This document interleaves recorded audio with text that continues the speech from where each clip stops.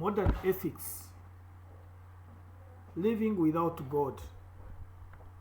In other words, this chapter is dealing with the way how people look at themselves and the world around, and the many changes taking place over time.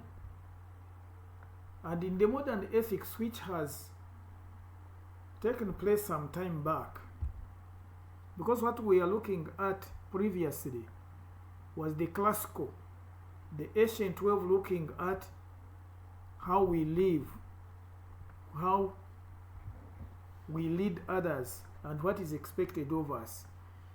After that one, there were the modern times, when science and technology started to influence and impact the way how people would live.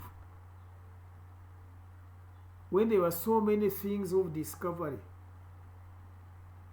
impacting everyday human life, people came with what we call modern ethics, living without God, because people started seeing themselves doing things of wonder. And sometimes it might have led them to think that they can do without God because they are able to do something that makes life worth living. So we want to look at these modern ethics and their effects or impact. We begin by looking at the modern woman. Look at the woman, the hair, the earrings, the dress, the cosmetic face. You can see that this can stand before you and say, you define this is a modern woman.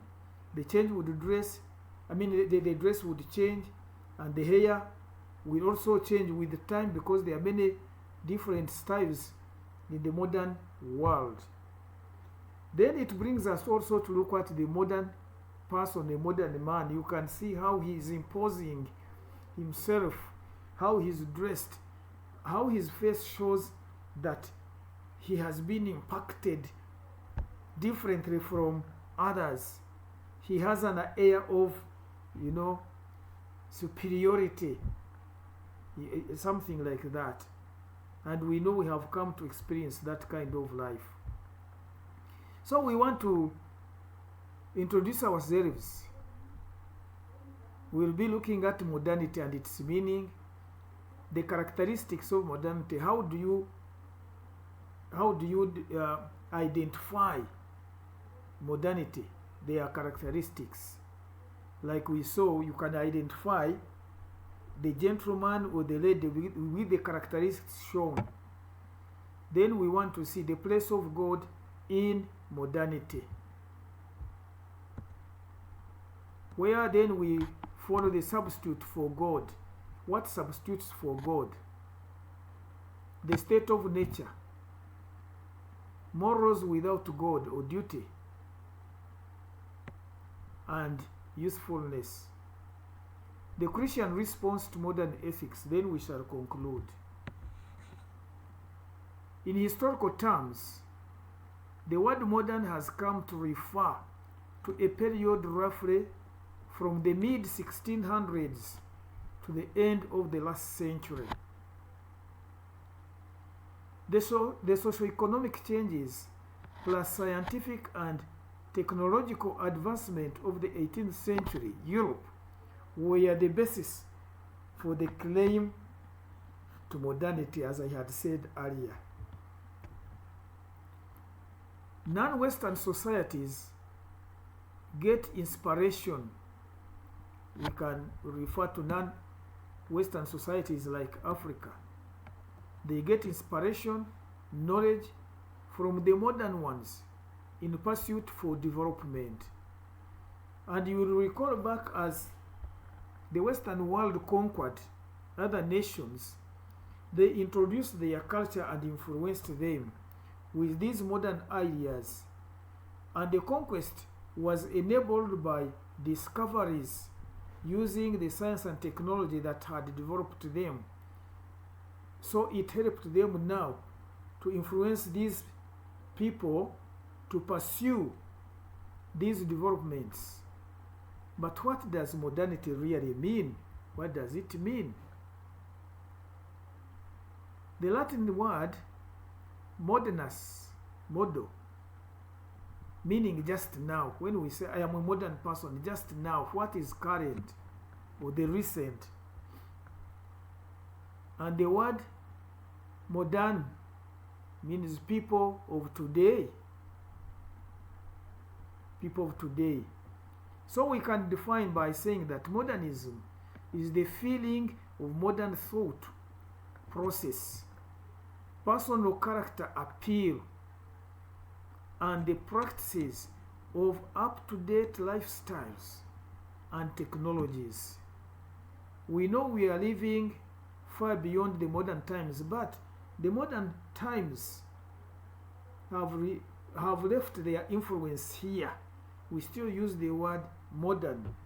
We still use the word modern, and it has impacted the way how we live. Modernity can also be defined as ideas, modern ideas, principles, and aspirations of humans that have been underlying Western life and thought since the 17th century.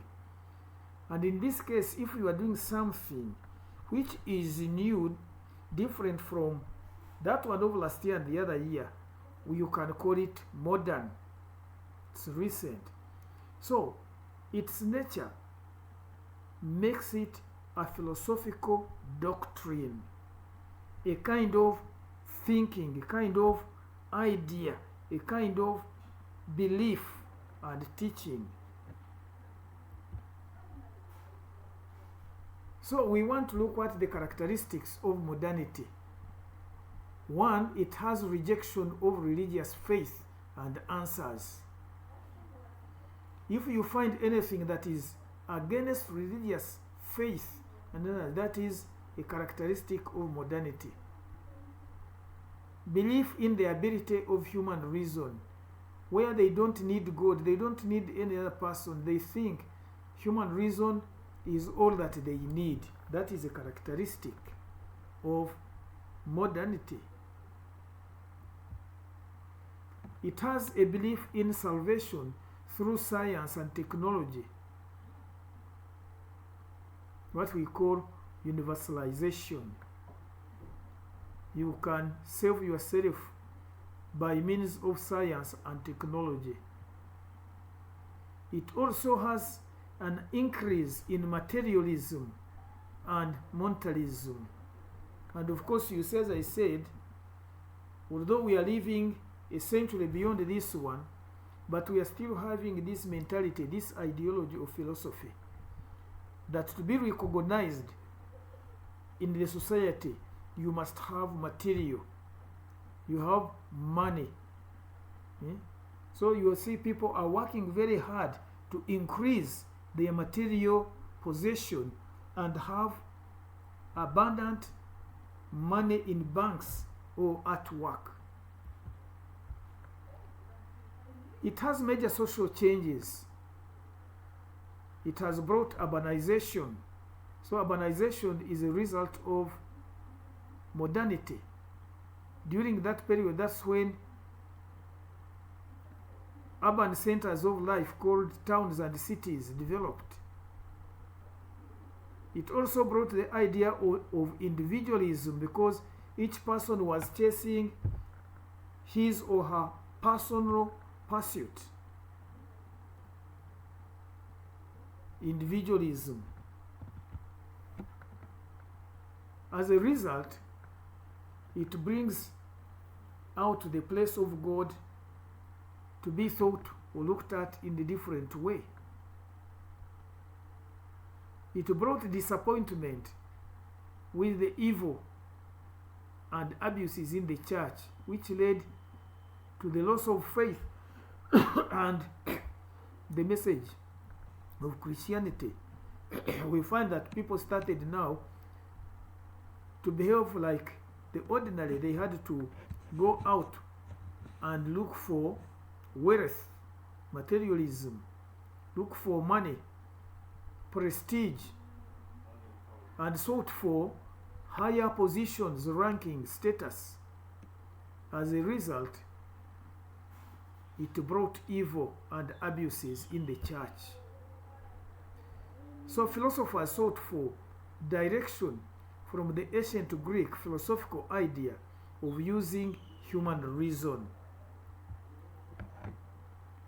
So the word modern meant the new system with God outside. We can live without God.